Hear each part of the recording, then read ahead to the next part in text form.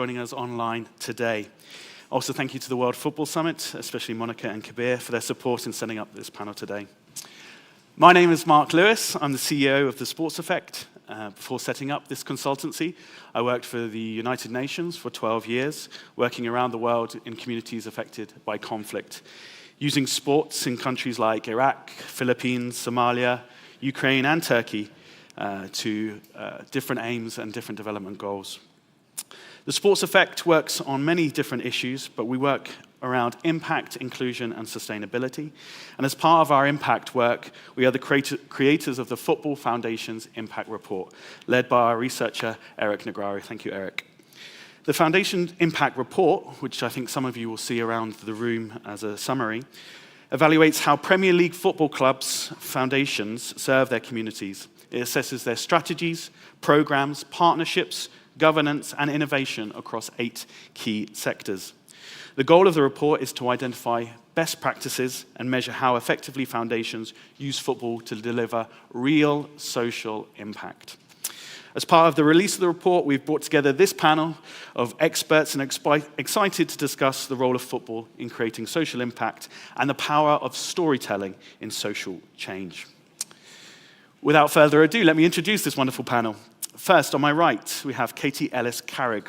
She's worked at the LFC Foundation, Liverpool Football Club Foundation, for 7 years, and during that time has led the design and delivery of impactful sport, health, and community programs across the Liverpool area. Her duties are wide-ranging, from managing frontline initiatives to now overseeing commercial partnerships, international delivery, research and impact, and safeguarding. Claire Singer is the Vice President for Partnerships at Condé Nast. She's worked with global brands for over 15 years. At Condé Nast, she's championed authenticity and collaboration, turning storytelling from transactional to transformative. Her work with Nike through Vogue Values has shown the impact of long-term alignment built on shared values. And Vogue Values backs the ambition that fashion and culture can drive social progress. She leads this year-long initiative centered on 5 pillars: sustainability, women's health, equitable access to creativity, representation, and social mobility. Madeleine Penfold is a UK-based photographer and director. Madeleine's work seems to transcend individual campaigns and instead captures, reflects, and amplifies a moments of sports social impact. Her work has reached audiences around the world. In Australia, her images highlighted athletes for the Women's World Cup, while another campaign used London landmarks to promote the first ever Lionesses Women's Rugby Tour. She's worked with a diverse range of sport professionals, from Dubai to inner city London, from football to F1. Wherever and whomever she's working with, Madeleine's commitment to storytelling, impact, and authenticity shine through. We're incredibly happy to have you here. Thank you. Zeycan Yildirim, sometimes dubbed the First Lady of Turkish football. Zeycan is a woman of many dimensions. She is the Chief Marketing Officer of Amisos Group, the owners of Samsunspor, the Executive Director of the group's corporate foundation, Garip and Zeycan Yildirim Foundation, and a women's rights activist fighting for gender equity. Zeycan's activism for gender equity took off during the #ChallengeAccepted trend in July 2020, where her post went viral on Instagram. This catapulted global awareness for femicide across Turkey and the world, when major media outlets began to write about the issues plaguing women. She was recently awarded the Football Blacklist event at the Arsenal Football Club for her work in Samsunspor Purple Jersey Initiative, trying to end male violence against women. Thank you very much, and please welcome the panel.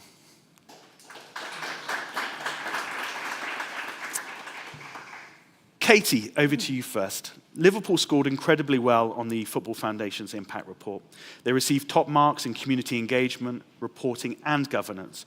But also on their individual projects, they're bringing some really interesting and nuanced activities to their beneficiaries. Why do you think Liverpool scored so highly across these 8 sectors? Firstly, thanks, Mark, and thanks, Eric, for the research. I think ultimately, football foundations are doing a great job across the UK and Europe. And one of the things that we've done to improve our storytelling is to be able to improve how we measure the work that we do. So sport traditionally is a bit old school in how it measures. It's very good at saying, 50 people came and they came 50,000 times and we all had a great time. But actually, that doesn't really explain what's really happening in the project. So we make sure that all our programs, we're collecting demographic data, we're understanding the people that are coming to the programs, and then we're looking at pre and post questionnaires. We're able to measure our social value. We map our work to the UN SDGs. So we were able to be more transparent in really showcasing the impact that the project's having. That's fantastic. Thank you. Second question for Claire. One of the issues highlighted by the report is that some club foundations, as said there by Katie, struggle to get the right balance between marketing and using their foundation as a marketing tool to highlight some interesting things in this community and delivering real impact in the community. How can a club foundation not just highlight brilliant stories that they're collecting, but actually improve their impact through good storytelling? Well, it's such a good question that I think we need a separate panel probably devoted to it. But it is a challenge that we all face. You know, we face that as publishers, and I recognise that it's a challenge that you and my brilliant fellow panellists here face with the work that you're doing in foundations. But it all comes back to this point that when storytelling is rooted in authenticity, that's when we're driving impact. That's when we see dwell times increase. That's where we see traffic spikes. We see it in the data. We see it in the engagement with our audiences. So that's what we are looking for. And, you know, let's be clear, I don't think you will ever see Vogue reporting on the game itself. You know, there are brilliant sports journalists probably in this room who are doing that already. We'll never be live tweeting about the penalty shootout.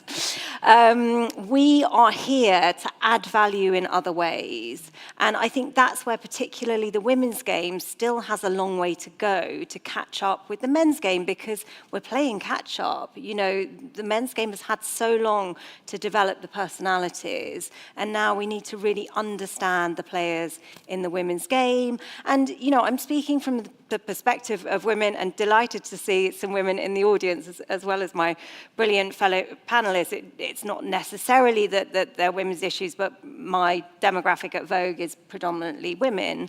But the kind of challenges that these athletes have faced, resilience, health challenges, being told they can't do something and being determined to do it anyway. Many of our audience, women, will see that. They might not be going onto the pitch to play, but they will recognize an emotion and an empathy in their own lives and be inspired by those stories.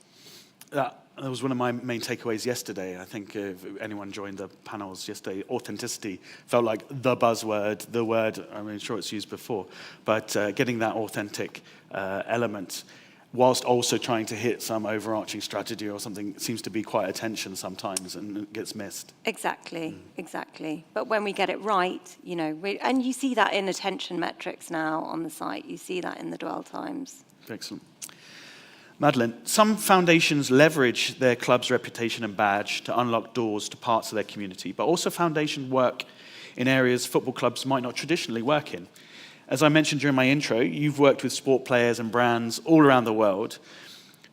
And I think this also comes back a little bit to that authenticity. With such strong faces, logos, and these commercial imperatives, how do you ensure that it's the story itself, authentic story itself, that takes center stage and shines? Yeah, so I think the key word there is how do you protect the integrity of the story, the key word being the story. And I think the bigger the game gets, the bigger the brands are, the bigger the players are that I'm working with, the more people come into that space and the more people that are involved. And for me, protecting the integrity of the story, it comes down to that individual athlete and what they stand for and what is true to them and what their values are. So storytelling happens so much further before I pick up the camera. It's a lot about my research. It's a lot about understanding who that player is and what they stand for. So it's about me having curiosity and doing as much research as I can, talking to their agent, talking to them directly if I can, and really building up a picture of what the campaign is about, what the athlete stands for, and really getting into the roots of it. And then on the day, it's kind of forgetting all of that. And what I mean by that is, like, I don't want to go into that room with a preconceived idea of who that person is, because they could arrive on a certain day, and even though I've read that they love Afrobeat music or they have this sort of persona on the pitch, they could arrive that day and they could feel incredibly shy or they've been through a hard time. So I need to meet them and be really open in myself to be able to understand where they're at and work with that. So for me, little things like asking them how they are, finding out what music they want to play, understanding quite quickly, do they work well with a lot of people in the room? Because some people thrive off that energy. Or do we need to really strip back the set and have as little eyes as possible on that person? Because the truth is, for a person to be able to be open and really convey their story, they have to feel safe. And the more people that are in the room, the more eyes on them, the higher the pressure is, the more transactional something is, the more a person closes in.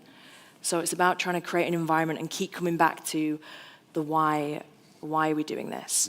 Clear communication. Something I do as well is giving them the camera. Oh, yeah? I did a season at Man United Women, and I suddenly realized in the first few times of being there, I thought it must be very bizarre to be a young girl and have this stranger come in with a camera and be, shooting shots and not knowing where they're going. And so I thought, maybe I can just drop like a little camera in with them and ask them to have fun with it. And when I did that, I saw the difference that it started to make. They got really excited about it, and they would come and show me the shots, and they'd be like, hey, look at this picture that I got. And it opened up this collaborative process. And I think when you can co-create with people, and when you bring people in, you're creating genuine stories that feel real. And that's the difference between storytelling and just a picture. It's like storytelling hits at a deeper emotional level. And if you can get into a deeper level, you're creating connection with people. So It's just I as easy could as talk that. about this for a while, but No, I'll stop there. That's fantastic. And I think, just like sucking in tips, like how to create that camaraderie so quickly in either with a tool or things like that, especially with young people or with young females in the space, because I think in women's football, that's a great differentiator is the access that we seem to have. You can get a signature straight after a game. You can find them on socials much easier than sometimes the men's players, because they maybe haven't had as much focus on them. But as they develop, how do you continue that authenticity whilst at the same time move to the millions of followers and millions of people who are watching them? So those are really interesting tips for that. Zeycan, thank you. You're a natural storyteller and mobilizer, and you've seen how society can be improved by social initiatives. However, you're also a football executive, and you know that football is often a very conservative place, with fans fearing change sometimes more than losses. This report celebrates how football foundations can create community change and be innovative, but how can clubs identify causes that authentically align with their identity and the community? Good morning, everyone, and thank you for your introduction that you shared with me earlier. I think that the best way that clubs can identify the causes that they should pursue is, one, you have to understand your strengths. You have to understand what fans deem important. You have to understand if there's problems plaguing the community or if there's things that are to be celebrated. You need to know your story in and out, and once you do a thorough analysis of what there is and what you can produce, what the resources have around you, that's when the real change actually begins. I think for football clubs, they create content, but storytelling isn't marketing. Storytelling should be about humanity in motion. And when you think about the authenticity of what either the community wants to celebrate or what the community needs of, that's when the real change begins. That's fantastic. And where do you find that balance between being led by what the community might want to tell a story about and what a club might want to highlight? And how do you, they might be sometimes different stories, like how do you manage those two elements? It all goes back to your why. What are you trying to pursue, and why are you trying to pursue it? When we bought Samsunspor as a club and turned it from an association into a private club 7 to 8 seasons ago, we knew that there was already a very valuable crest on our chest. We're the only club in Turkey that has Atatürk on our chest, and we will only be the club that will ever have Atatürk on our chest. And Atatürk stood for education, he stood for investing in children who are the future of Turkey, and he invested in women having equal rights as men. So we had a very privileged club to be able to storytell with, because the values were already there. And Atatürk is such a strong figure for the country of Turkey. And we knew that we didn't just want to look at our community as Samsun, we wanted to look at the larger nation of Turkey. And this is our first year that we're actually going to play in Europe. So again, it wasn't just representing the country of Turkey, but really taking Ataturk and his values and the pride of Turkey to Europe with us. So a lot of that goes into our storytelling, whether it's creating unique jerseys, whether it's doing community initiatives for women and children, or if it's just about how we tell stories in the content that we create, because the fans have their own thing that they want, and it's very important. Unfortunately, in 1989, Samsunspor suffered a very tragic bus accident where we lost our head coach and a few of our players. And we were a prime team in Turkey. And then after that, we got relegated, and the club just went down, and it spiraled. And this is something that the fans value, and it's something that is actually a very dark history in Turkish football, but it was something that we knew that we could honor and tell the story in a way that was meaningful for the fans, but also it unites the community for a club. So we were able to find synergy there. And I think that's the balance that we're looking for. A lot of times fans want to focus on excellence on the pitch, but in private ownership, we really want to focus on CSR for excellence off the pitch too, because this is where we actually get to create good for a better society and to bring that humanity aspect. It's so fascinating having the values of a club also embodied by Ataturk and by the founder of the Turkish Republic, and how they can stay the same, but also change as the society looks at these things differently and elevates the children, the women's empowerment, which were kind of massively revolutionary 100 years ago, but now still important today and still need to be worked on. So having a consistent value, but also changing to the modern times is very interesting. Katie, we've touched on it a little bit, this relationship between marketing and impact, or marketing and storytelling, perhaps, of these two separate in their own ways.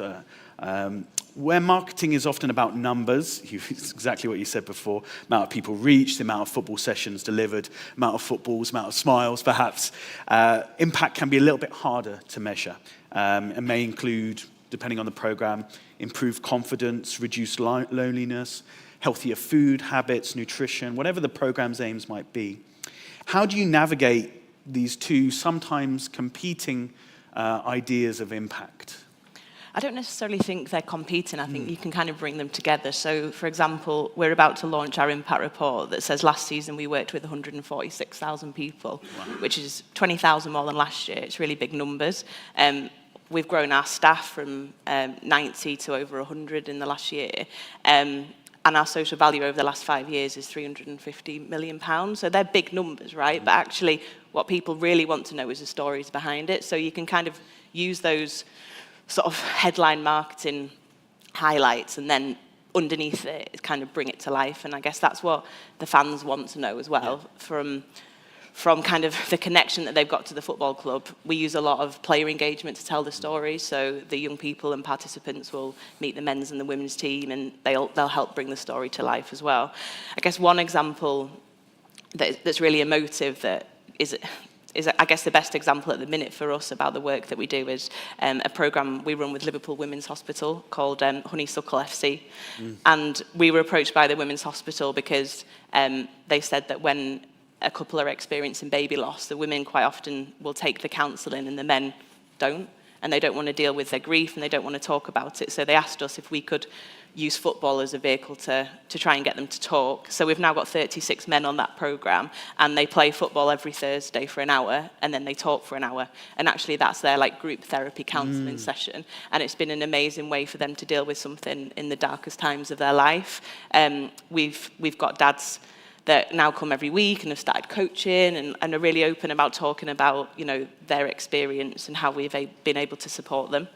One of the things that they've done is they've asked to put the names of their baby on the back of their shirt, which is heartbreaking, but actually a really step progress, you know, for them to be able to accept what's happened and kind of celebrate the life of their baby. And that's something that we didn't expect to ever do. It was something that came from the Women's Hospital, and they were like, how can you help? And I guess that's why sport's so powerful, and it's we can use our brand and the power of the badge to be able to make a difference to people's lives genuinely. And I think that's, you know, that's the bit that's most important to us. The numbers are great and we do some amazing things, but it's those real, tangible, life-changing moments that we're able to talk about. That's a wonderful one. I think you're trying to make me feel even more guilty for leaving my 5-week-old at talked about home. this Yeah, before, we didn't both have young children, and going to get me bawling here. Yeah, I love that Honeysuckle FC. The idea that football and its ability to reach predominantly male demographics is sometimes seen as a negative thing, but football can speak to men in ways that politics, religion, some cultural elements cannot. So why not use it as to address some of the unique challenges that men face, mental health, loss, these things. So Honeysuckle FC and the fact that you had it so well evaluated by Substance is really interesting, and a really prime example of how football can be more than a hook, but actually deliver real change. And wonderful program. Thank you for highlighting that. Claire, you work at the intersection of sports culture and storytelling. And we've already heard some examples already, some lovely ones. But I'd love to hear some of your examples of how the creative industries have helped sports extend its influence broader amongst society. Well, we're really here, I think, to help sport move from performance to meaning. And we're doing that by drawing new investors, and I think this is where we can all help amplify that messaging together. We're bringing new investors into this space. Nike are a new partner of mine for Vogue Values, working with me on equity in sport. I mean, at Vogue, we've been working with Chanel for 100 years, but Nike for only 3. But the work that we're doing has real meaning and integrity to it. Similarly with Google Pixel, who are a sponsor of the Lionesses, we work with them to profile the Lionesses, just to get across their stories of what this means to them. And it was really interesting to hear Chloe Kelly talk about just that sense of responsibility that she has when she goes out onto the pitch. These are the stories that you often don't hear. I don't want to get too existentialist about the creative industries, but creative industries are, we hope that they will be amplified by AI as opposed to ruined by them. There's a really strong role for AI to play within them, and they are the sectors which tend to outperform other sectors of the economy. I mean, that's certainly the case in the UK. I think it's the case in Spain, but don't quote me on it. So there is a real sort of purpose behind what we're doing, and we're grateful to have been welcomed into this role within sport and excited to see where it takes us. It's really interesting, and it's something that when I started watching football, the idea of a footballer being fashionable was kind of okay. Like, it was, they wore different things, and it was kind of like, like David Gilliner and hair and sort of stuff. And now I see some of my favorite players, Declan Rice, and their work they do with LeBron in Arsenal, literally catwalking next to the pitch. Yeah. And having these kind of male models being, on a kind of what I would say is sometimes a traditional female area is absolutely fantastic, and really broke down some of those gender constructs that we are associated with sport. Exactly, and perhaps it seems obvious, but when the players are on the pitch, they're wearing kit. When they're off the pitch and they're being photographed, probably by Madeleine or, by us for Vogue, then they really can express themselves, and they love that. I mean, don't get me started. We have challenges around creating that content, because we're used to saying, well, you need 6 hours on set, you need 2 hours in hair and makeup, 2 hours for lighting, and they're just like, no, you've got 20 minutes. So, That's a good amount of time. Yeah, I'm sure you're familiar with this. But the greatest pressure points that I see, the longest, most complicated meetings are about how we work the set when we're working with athletes. We simply don't have the windows of time that we used to. But, there's a real reason for that. They have to train. Yes, they do. But then they play PlayStation for about 5 hours in the afternoon as well. So I don't know if it's really that shocking, or if it's Bukayo Saka online chess tournament. I'm going to talk a little bit more about Bukayo. Madeleine, you've taken pictures of some of the most iconic sports people from around the world, including one of my favourites, Bukayo Saka. In your latest Forbes article, you describe the changing role of players telling their own story and becoming more forthright in how their rights are used. How do you navigate this new dynamic, or is it a welcome dynamic? It sounds like it might be. Yeah, 100% a welcome dynamic. I think it's not new news to say that the way that we consume information as an audience has changed massively over the last 10 years. We all used to get our news and our information from a few main central sources. So the narrative was really controlled by the BBC, for example, or like the main broadcaster, whereas now everyone's got their own platform. So people have the ability, athletes have the ability to take control of their own narrative and put out their own story. But, with great power comes great responsibility. I was just thinking that, yeah. So it's not as simple as just putting out messages. You've got to, I think athletes have to have an infrastructure built around them that is really well thought about. What do you stand for? What's the 5-year plan? What's the 10-year plan?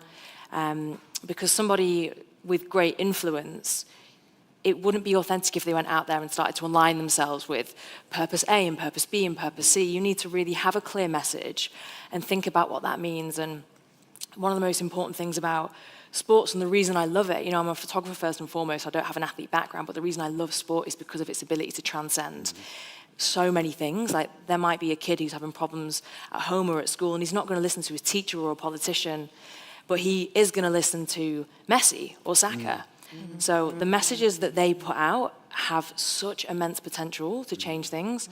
But having a team of people around them that are trusted, for me, I want to be an ally, and I want them to know that if they have something they really care about and they want to bring it forward, I'm going to know the right brands or the right entities to align them with, so that their message is treated with care and put out there in the right way. Because, of course, we look at people like Rashford, who stands up for something, and the double-edged sword of that is that as soon as the performance dips on the pitch, there's a reason for people to come at you, and it's a part of sport that I'll never really understand why there's that side of it, and I hope that doesn't carry through to the women's game.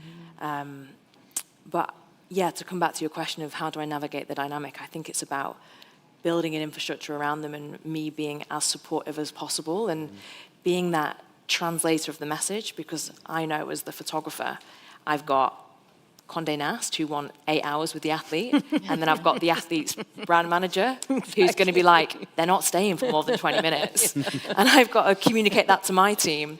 We're going to have 2 minutes in reality. So it's about sort of bridging all those things together, and rehearsals help. Perhaps taking exactly to your point, but I sometimes feel like we're working with such small windows of time because the content has to be live for the event, the game.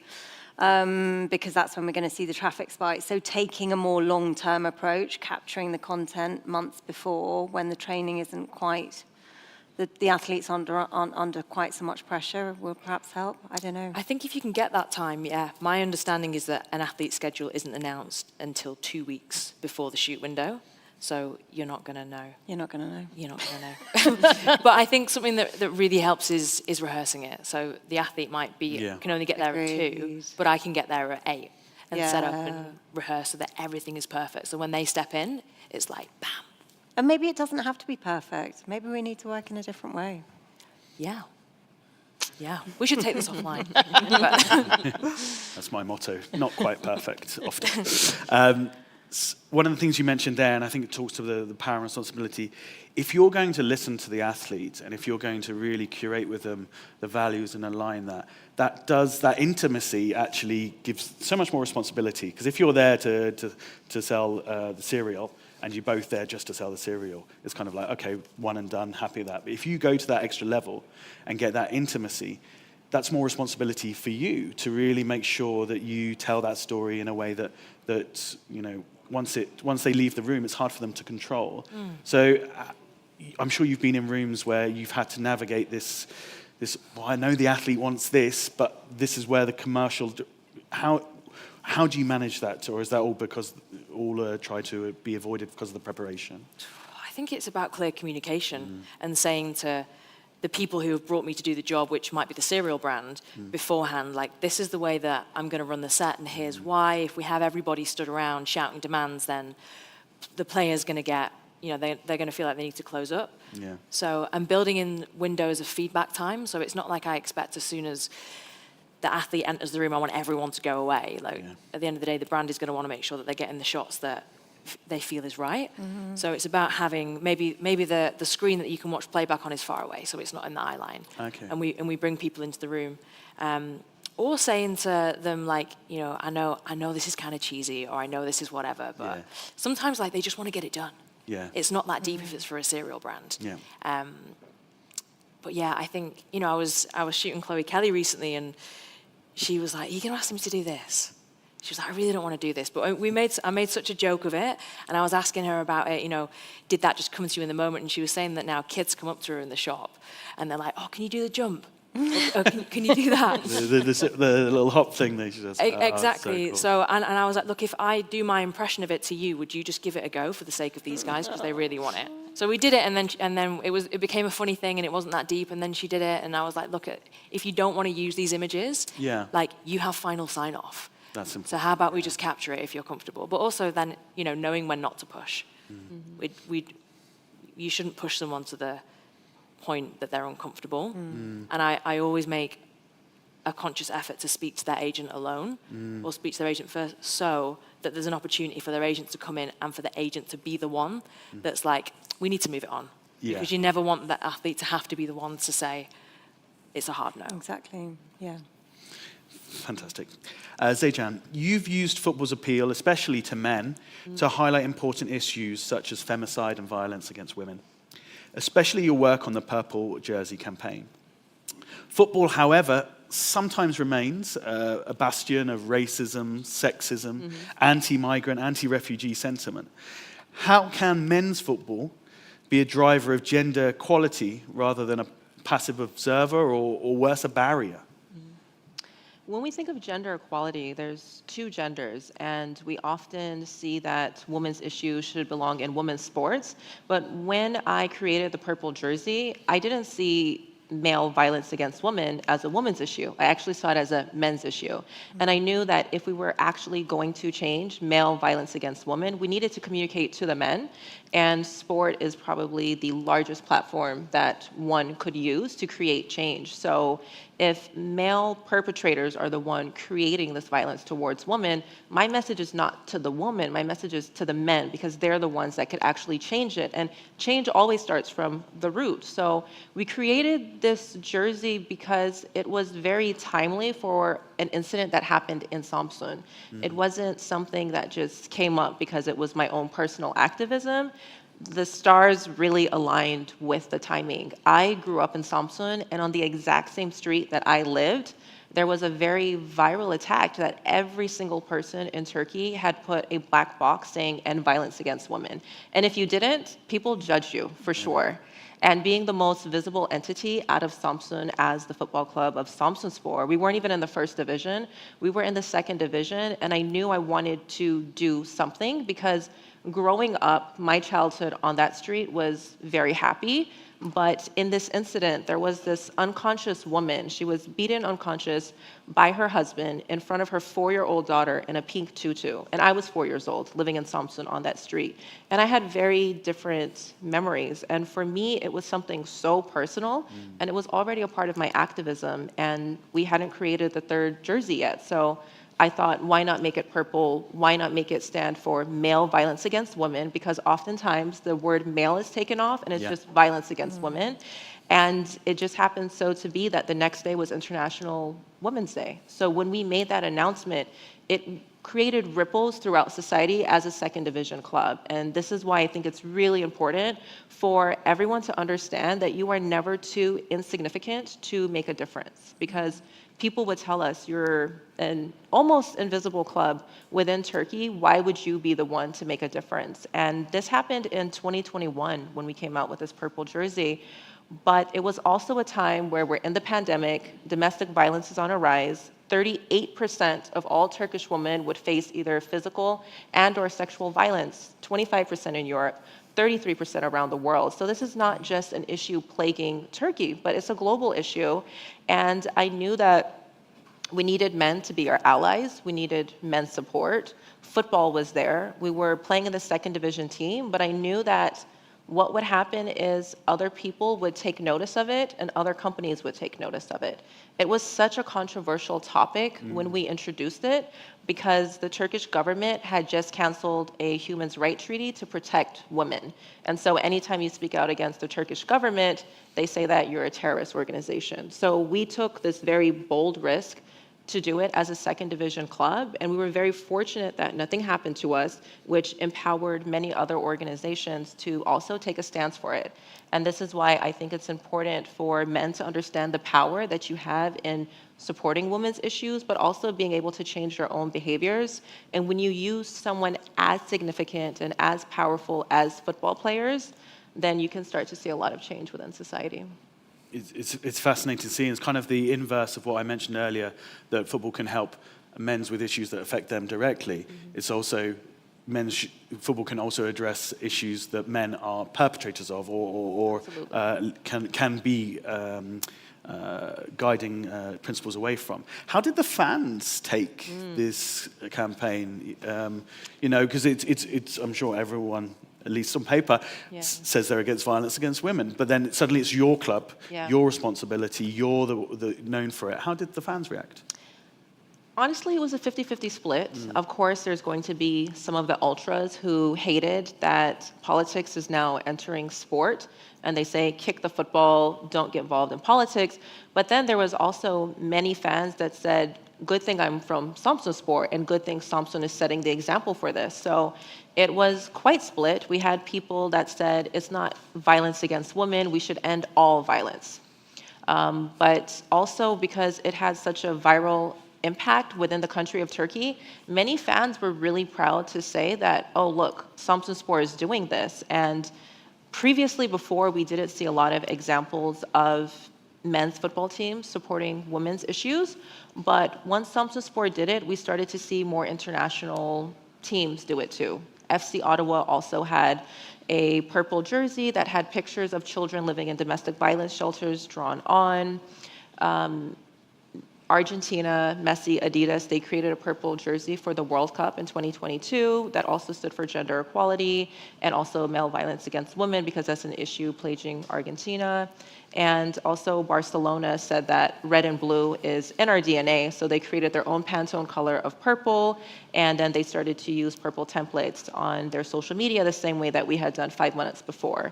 And this isn't to say that we pioneered something, but I think that when one team does something, it starts to send a ripple, and people see these little ripples, and they start to take from here and there, and then you start to see that it becomes the norm instead of the outlier.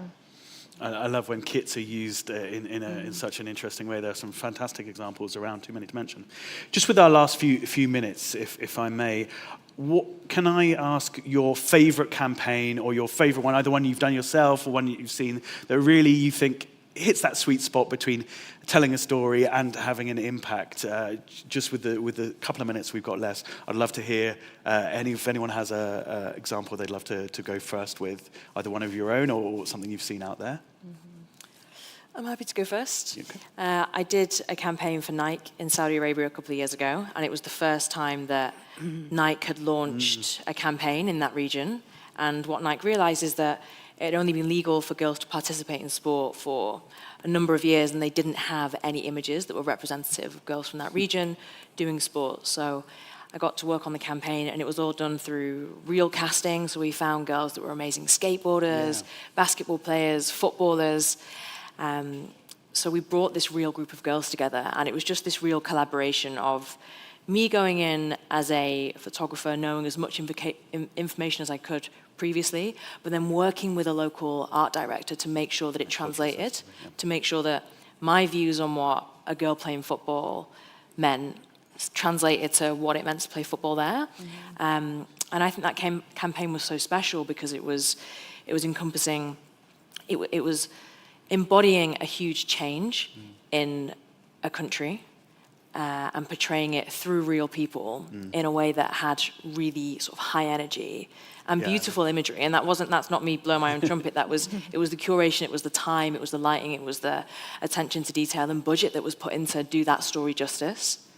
I think I remember the skateboarding one was also maybe at night time, or it looked like it was also like reclaiming the night for women as well. That's so right. I loved that. It was a really dynamic shot. Claire, do you have an example? Well, mine isn't in the bag until we've shot it next week, but it just sort of feels relevant. We're shooting it in Barcelona. It's a player for Barcelona, who you can probably guess.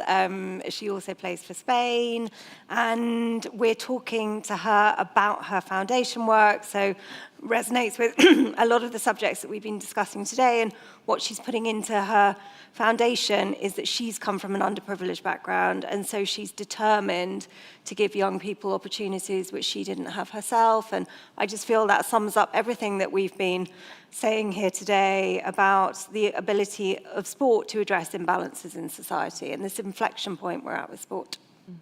Thank you. Is there another example? Would you like to? Yeah, I love Arsenal's all-white kit Yes. because it says no more red, and it's really to talk about reducing knife crime in society. But what I love so much about this is that you cannot buy the jersey. It is so valuable that it is only given to change makers within the community, and I think it just says that this is absolutely priceless. Lovely one. And yes. Yeah, I guess to add to that, Adidas are now a sponsor of Ellis, so we're having some really exciting conversations with them about how we might look at a campaign in a similar way to what Arsenal did with No More Red. But I guess this isn't a campaign specifically, but one of the things that is a really great opportunity for the participants through the foundation is that they get to be part of the photo shoots with the players and do the kind of videos and the player meets and greets to tell their stories as well. So their opportunities aren't just about the programs that we deliver, but sometimes they get to go to the training ground, and then it's amazing when you stood behind the camera and they don't know which player's coming in.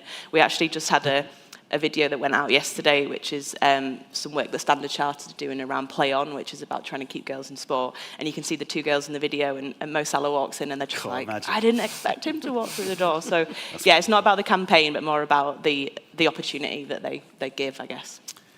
That wraps up what we've had today. I think, at least from my side, I've learned a lot, some practical tips, as well as some really ambitious projects that are going on, and trying to understand that nexus between storytelling and impact. So thank you very much for being here, and thank you very much to our panelists today, Madeleine Penfold, Claire Singer, Zeycan Yildirim, and Katie Ellis Carrigg. I encourage you to speak to us after the panel about the issues raised today, and please download the Football Foundation's Impact Report. I've been Mark Lewis from the Sports Effect. Thank you again, and enjoy the rest of the summit. Thank you, Mark. So good. So interesting.